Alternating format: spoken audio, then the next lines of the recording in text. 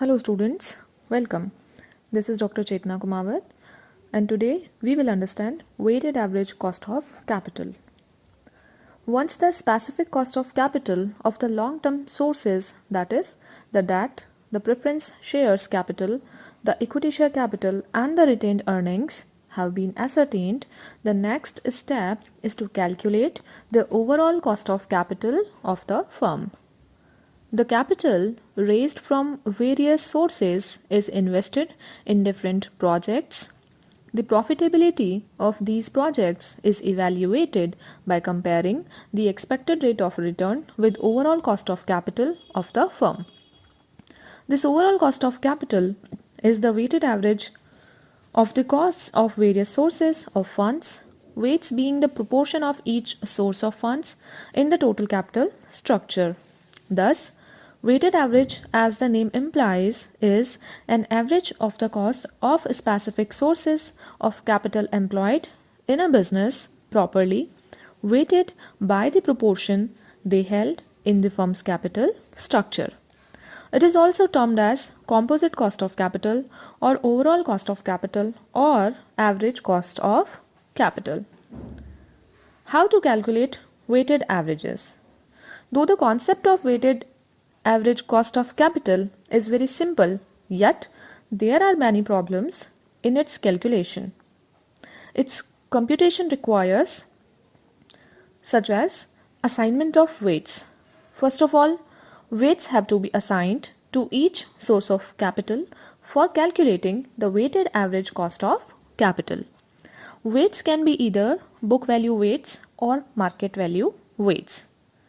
Book value weights are the relative proportion of various sources of capital to the capital structure of a firm.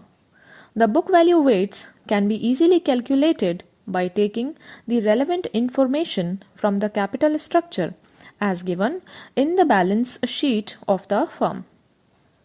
Market value weights may be calculated on the basis of the market value of different sources of capital, that is, the proportion of each source to its market value.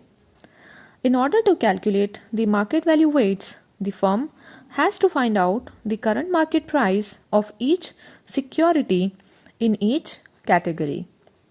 Theoretically, the use of market value weights for calculating the weighted average cost of capital is more appealing due to the following reasons. The market value of the securities are closely approximate to the actual amount to be received from the proceeds of such securities. The cost of each specific source of finance is calculated according to the prevailing market price. But the assignment of weights on the basis of market value is operationally inconvenient, as the market value of securities may frequently fluctuate. Moreover, sometimes no market value is available for a particular type of security, especially in the case of retained earnings.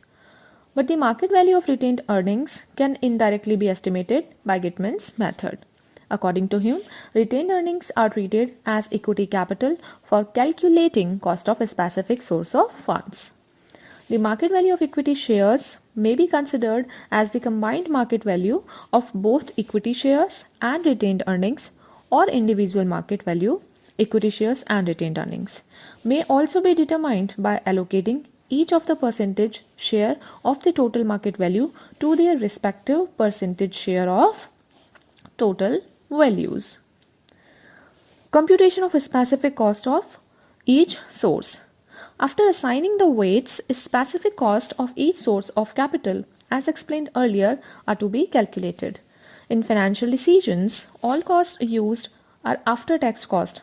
Therefore, if any source has before-tax cost, it has to be converted into after-tax cost. Computation of weighted cost of capital. Having ascertained the weights and cost of each source of capital, the weighted average cost is calculated by multiplying the cost of each source by its appropriate weights, and weighted cost of all the sources is added. This total of weighted cost is the weighted average cost of capital. The following formula may be used for this purpose. Kw is equals to sigma xw upon sigma w. Here Kw is weighted average cost of capital, X is after-tax cost of different sources of capital, and W stands for weights assigned to a particular source of capital. Now let's understand merits of weighted average cost of capital. The weighted average cost of capital is a widely used approach in determining the required return on a firm's investments. It offers a number of advantages, including the following. Is straightforward and logical. It is a straightforward and logical approach to a difficult problem. It depicts the overall cost of capital as the sum of the cost of the individual components of the capital structure. It employs a direct and reasonable methodology and is easily calculated and understood. Responsiveness to changing conditions. Since it is based upon individual debt and equity components, the weighted average cost of capital reflects each element in the capital structure. Small changes in the capital structure of the firm will be noted by small changes in overall cost of capital of the firm. Accurate when profits are normal. During the period of normal profits, the weighted average cost of capital is more accurate as a cutoff rate in selecting the capital budgeting proposals. It is because the weighted average cost recognizes the relatively low debt cost and the need to continue to achieve the higher returns on the equity financed assets. Ideal criteria for capital expenditure proposals. With the help of weighted average cost of capital, the finance manager decides the cut-off rate for taking decisions relating to capital expenditure proposals. This cut-off rate determines the minimum limit for accepting an investment proposal. If an investment proposal is accepted below this limit, the firm incurs a loss. Therefore, this cut-off rate is always decided above the weighted average cost of capital. There are some limitations also. Let's understand all of them. The weighted average cost approach also have some weaknesses.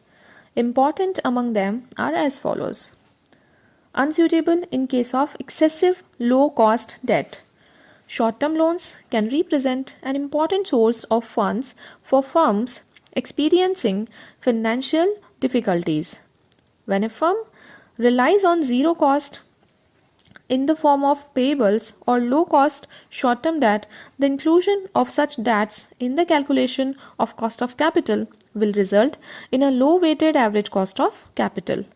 If the firm accepts low return projects on the basis of this low weighted average cost of capital, the firm will be in high financing risk. Unsuitable in case of low profits.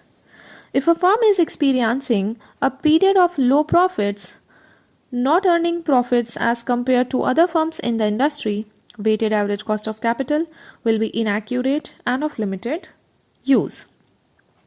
Difficulty in assigning weights. The main difficulty in calculating the weighted average cost of capital is to assign weights to different components of capital structure. Normally there are two types of weights, book value weights and market value weights. These two types of weights give different results.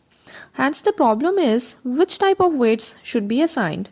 Though market value is more appropriate than book value, but the market value of each component of capital of a company is not readily available. When the securities of the company are unlisted, the problem becomes more difficult. Selection of capital structure. The selection of capital structure to be used for determining the weighted average cost of capital is also not an easy task. Three types of capital structure are there, that is current capital structure, marginal capital structure and optimal capital structure. Which of these capital structure be selected? Generally, current capital structure is regarded as the optimal capital structure, but it is not always correct. Marginal cost of capital or weighted average cost of new capital. Marginal cost of capital generally signifies the cost of additional amount or new capital that may be raised by a firm to finance an investment proposal.